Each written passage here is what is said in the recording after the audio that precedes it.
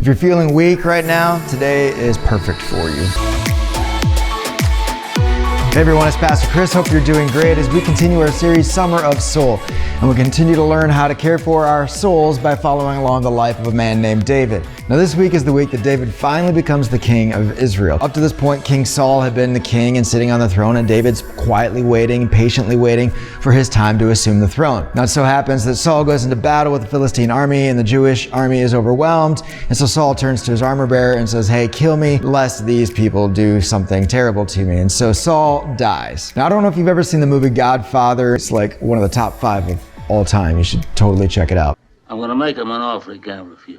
But in the movie The Godfather, spoiler alert, the Godfather dies and the Corleone family is trying to struggle for power and keeping his empire together. And there's all these other families, mafia families, who are fighting for power and control of his turf. And that's kind of what happens in today's account. Saul dies and then mass chaos breaks out. So you've got Saul's army and the house of Saul versus the house of David, and they're fighting and going back and forth. And then you've got David's generals fighting Saul's generals. And then finally, David becomes king of Israel. And when David becomes king of Israel, he decides, thankfully, to write a poem.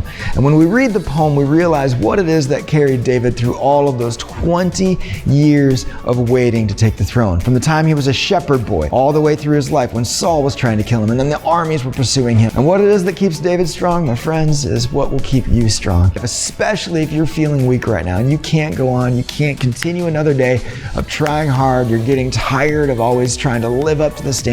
David speaks to weakness today. It's going to be a great discussion. Have a great time, everybody, and we will see you soon. I love you so much. Bye-bye. It's not personal, Sonny. It's strictly business.